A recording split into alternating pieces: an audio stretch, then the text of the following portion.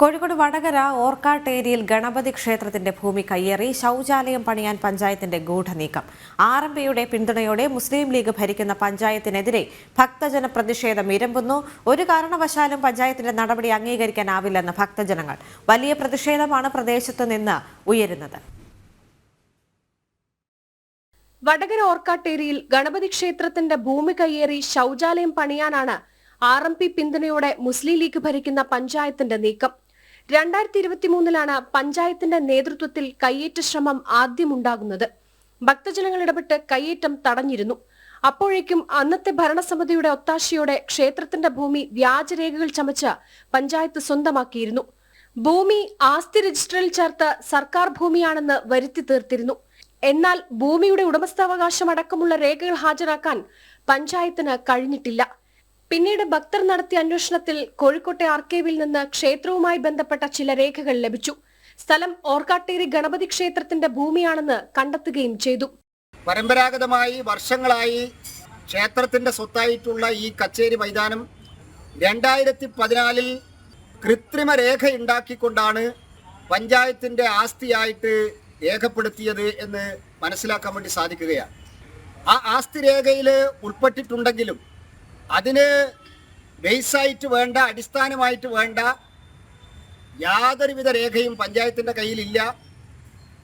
മാത്രമല്ല ഈ ആസ്തി രേഖയ്ക്ക് ഒരു സർവേ നമ്പർ പോലും ഇല്ല എന്നുള്ളതാണ് മനസ്സിലാക്കാൻ വേണ്ടി സാധിച്ചിട്ടുള്ളത്. തെറ്റായിട്ടുള്ള കയ്യേറ്റ നീക്കത്തിൽ നിന്ന് പഞ്ചായത്ത് അധികൃതർ ഉടൻ ആ നീക്കത്തിൽ നിന്ന് പിന്മാറണം. എന്നാൽ ഏതു വിധേനയും ക്ഷേത്രഭൂമി കയ്യേറാനുള്ള ശ്രമമാണ് പഞ്ചായത്തിന്റെ ഭാഗത്തു നിന്ന് നടക്കുന്നത്.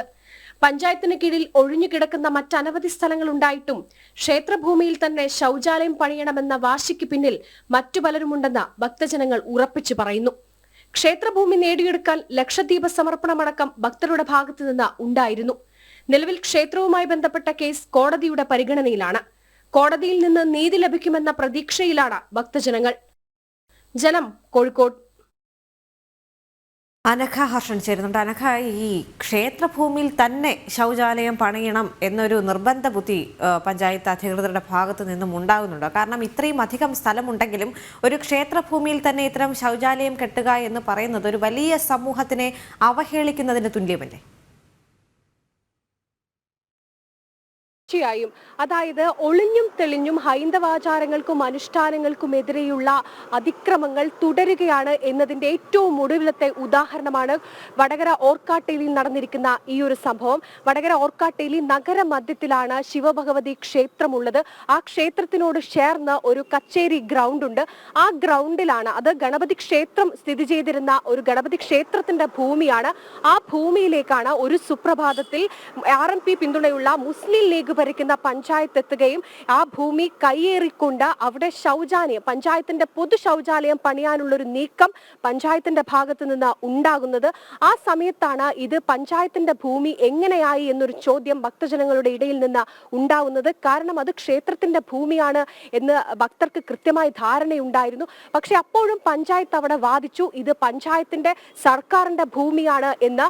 ആ ഭൂമിയിലാണ് തങ്ങൾ ഈ ശൗചാലയം പണിയുന്നത് എന്നതടക്കമുള്ള കാര്യങ്ങൾ പറഞ്ഞു. വലിയ പ്രശ്നം അന്ന് ആ സ്ഥലത്ത് ഉണ്ടായിരുന്നു. പിന്നീട് RSS അടക്കം സ്ഥലത്തെത്തി.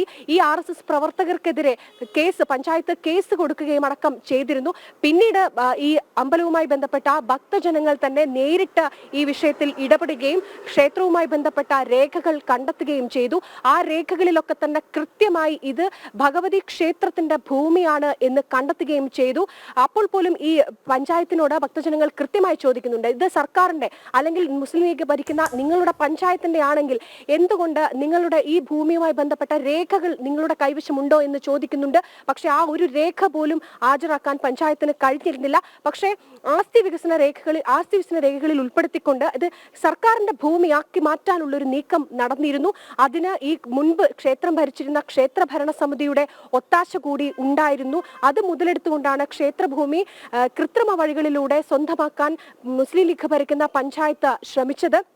എന്നാൽ ഈ സംഭവവുമായി ബന്ധപ്പെട്ട് ഏറ്റവും ഒടുവിൽ ഈ സംഭവവുമായി ബന്ധപ്പെട്ട് ഇപ്പോൾ കേസ് നടക്കുകയാണ്. കൃത്യമായി കോടതിയിൽ നിന്ന് നീതി ഉറപ്പ് തങ്ങൾക്ക് നീതി ലഭിക്കുമെന്ന ശുഭപ്രതീക്ഷയിൽ തന്നെയാണ് ഭക്തർ. പക്ഷെ അപ്പോഴും നമ്മൾ ഈ കാര്യത്തിൽ ഏറ്റവും എടുത്തു പറയേണ്ട നമ്മുടെ ഒരു ഭരണ സംവിധാനമാണ്.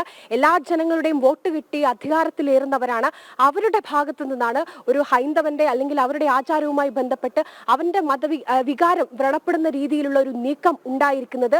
ആ ഗണപതി ക്ഷേത്രം നിലനിന്നിരുന്ന ആ ഭൂമിയിൽ തന്നെ ശൗചാലയം പണിയണം, പൊതു ശൗചാലയം പണിയണമെന്ന ഒരു കടുംപിടുത്തം അല്ലെങ്കിൽ ആ വാശി, അതാണ് പഞ്ചായത്തിന്റെ ഭാഗത്ത് നിന്ന് ഉണ്ടാകുന്നത്.